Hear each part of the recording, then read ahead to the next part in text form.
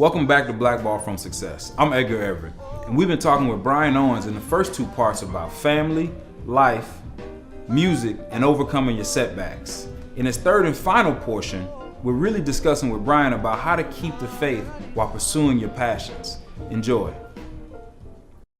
The goal of this life is not your goals, your aspirations, your dreams. It's God's purpose. Mm-hmm. And any vision that he gives you has to be within the context of his purpose. Yeah. And if it's not, let it go. Mm-hmm. Because ultimately, it's not going to be in your best interest anyway. And if you haven't learned that by now, Brian, right, you have a much bigger problem. Which is why most of us, like I said before, don't learn until we're 47, right? Because you keep denying that. That simple lesson. It is a very simple lesson. And I think because it's so simple, and it's simple and difficult, right? It's simple and difficult. And it's a simple lesson that you acknowledge and you can see at 24, but it's difficult to actually put into practice. Right. And that's the part that gets you from 24 to 47 before you actually put it into practice. Right. Right. Right. Yeah. Tell me about what Life Arts is doing. So it's an acronym. Uh-huh. So Life Arts, the life part stands for leadership, innovation, faith, and excellence, which is like our 4 pillars. Yeah. Right. And we always say that life without the F, if you take the F out of life, you're left with a lie. Yeah. So that's cute. So you got that. But basically what we do is our mission is to use the arts to develop leaders, mm-hmm. using those 4 pillars. Yep. Right. But man, God's letting us do some cool stuff. Mm-hmm. Like, not only are we developing programs, but we're producing things. Mm-hmm. Like we're scoring an exhibit for the Pulitzer. We're partnering to do a family education concert with the St. Louis Symphony next year called Wrapped in Remix. Uh-huh. We're starting a choir. We have therapeutic songwriting programs where we work with music therapists from Maryville, and we're getting ready to hire a music therapist. Nice. Which, since you're on the we're getting ready to hire a music therapist, which is awesome. And so, man, I mean, for me, the whole idea too is to have, the best artistic resources available within my reasonable radius of reach. Mm-hmm. Which for a lot of my students who are living in North County, they have to leave their city. They have to leave their township, mm-hmm.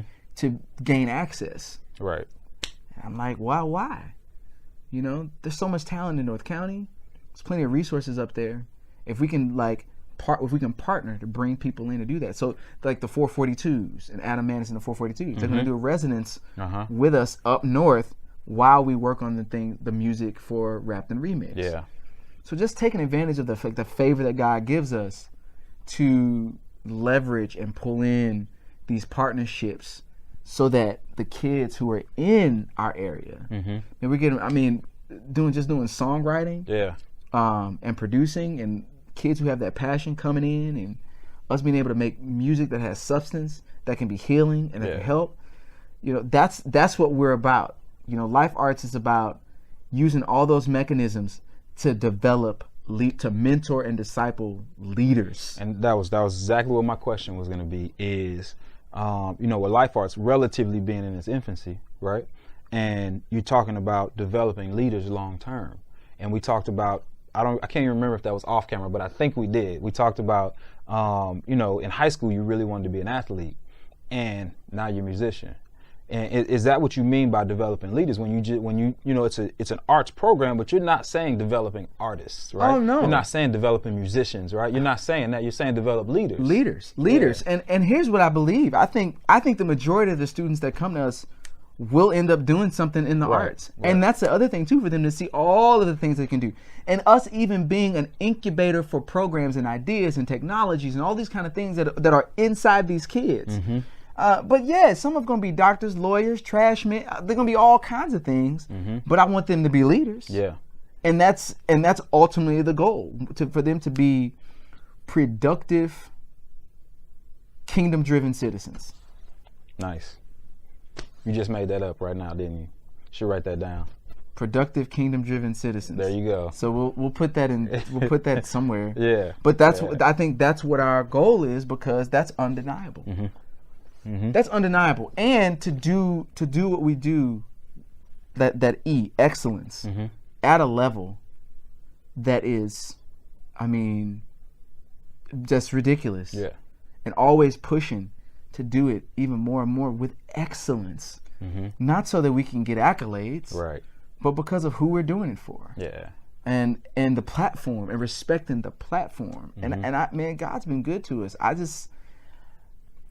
think it's gonna just continue to grow, and we'll service more students.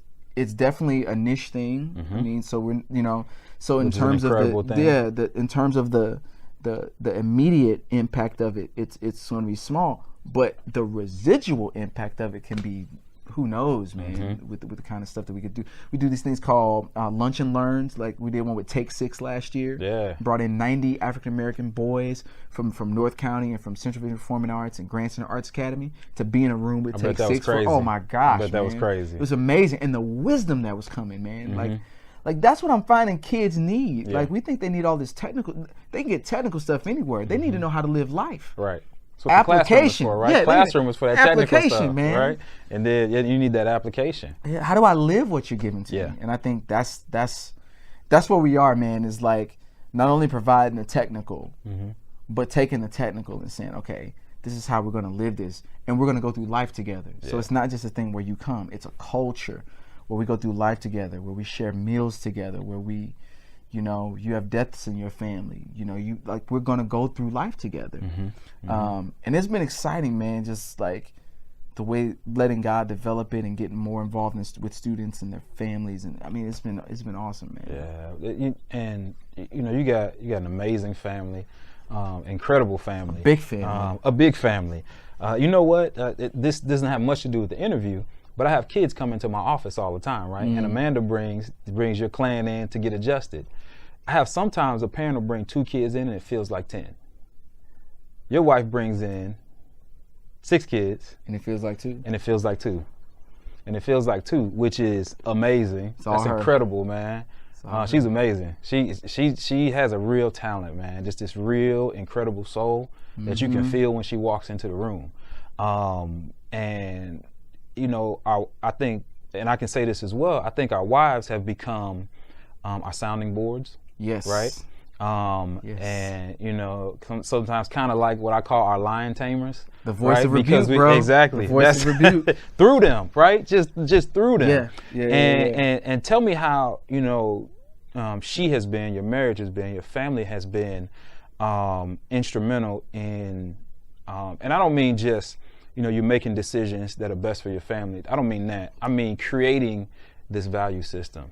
Getting you from the point where you had this failure, this huge failure, right, with your tour, to where you are now. Tell me where your family and your wife kind of fit into getting you to this point where you can kind of see things differently. They provide the true reflection of who I am. Yeah. For the good or the bad. Yeah. You want to know who you are? Look in the face of your wife and your children. And for the good or the bad. Yeah. Accept what's there, and then make a decision. Make a decision to shift. If that's what's necessary. And I think that's what God has given me and my family. It's like, he uses my family to pull things out that shouldn't be there. Yeah. And to place things in that need to be there. There you go. So he'll take out apathy and put in compassion. He'll take out pride and put in humility. And it's this continual process of, in our faith we call it sanctification, becoming holy. Like he is holy. It's like sanctification is a process wherein he's making you more like him, and he's using my family to do it. My wife is the stronger Christian in our home, right? She's praying. And I love that. Yeah. And because, and I don't say that from the standpoint of, a weak position of faith, but it's just like her faith is the thing that I admire the most, and it is the thing that in our home, as she sets the tone of the home. Man, it's like, how many times has that saved you from making a huge bro, mistake. more Right, than I know. right.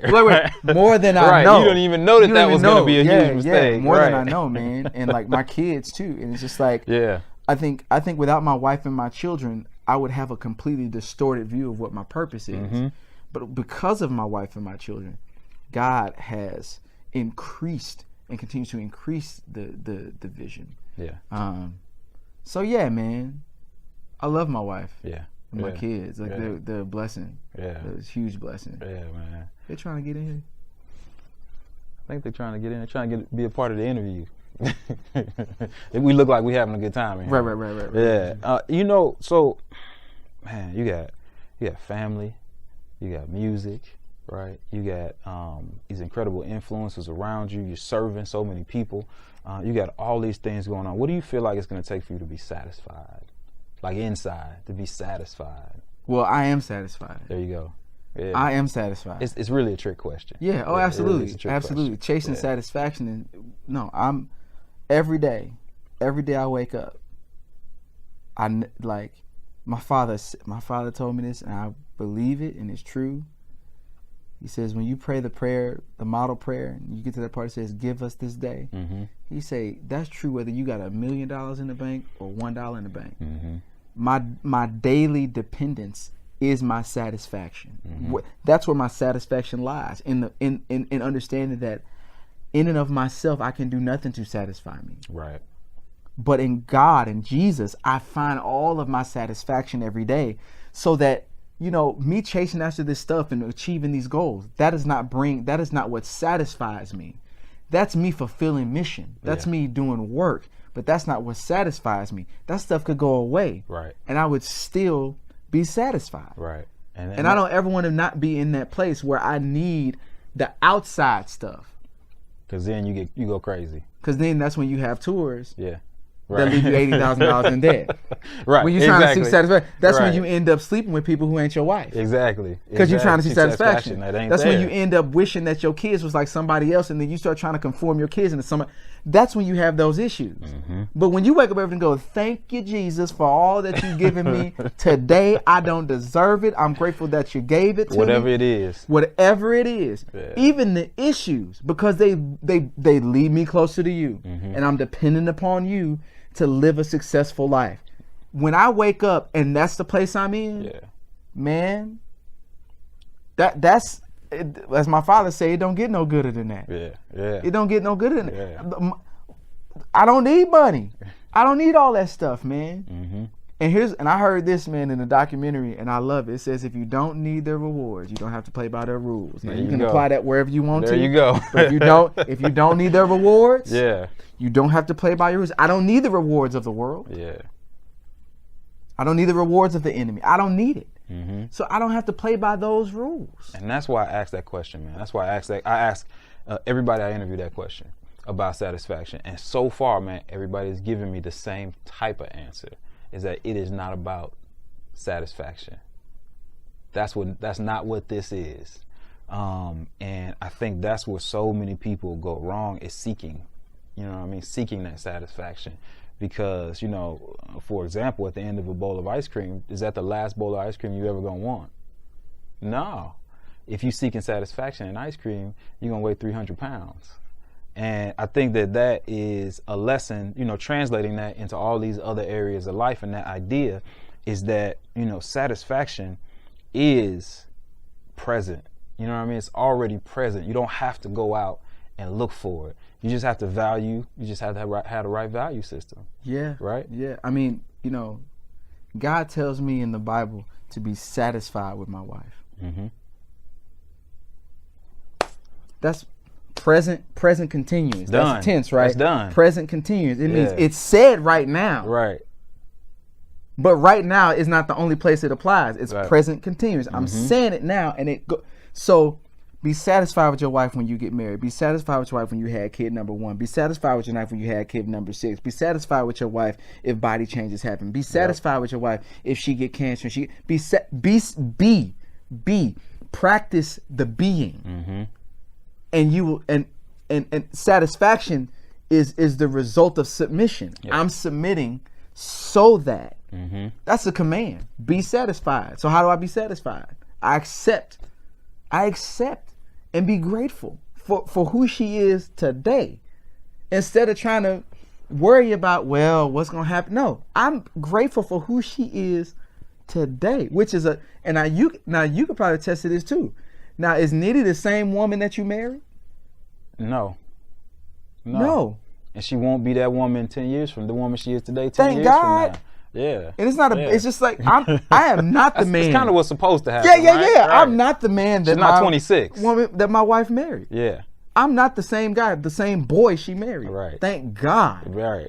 Oh my God. And it is a special talent. Yes. Right? Yes. To be able to be satisfied with men like us. Bro. It is a special talent to be able to be satisfied. And I think something that, we constantly can learn from. You know what I mean? That talent, it takes a special person to go through the things that you've gone through, to go through the things that I've gone through, and to still be here. Man, dude, I just really appreciate you spending this time with me. Oh, dude, this is a blast, man. Yeah, we could do this for hours. Yeah. You got so much insight, man, and a lot of valuable lessons, I think, for people who are looking for success and what success looks like, and hopefully from what you talked about and what we talked about, they can kind of redefine it. You know what I mean, for what it is for them. Because if they're able to redefine it, then you lift this load and you get this clarity. And when you lift that load and you get this clarity, now you start. You're able to shift and move and make decisions and move in that right direction, man. Yeah. So, and that's the goal of this podcast. That's the goal of Blackballed from Success, is to reveal these success secrets. So, man, thank you for your time. I appreciate you, brother. I love you. And love you too, man. Always. Hey, tell him, man. Look. Whatever you do,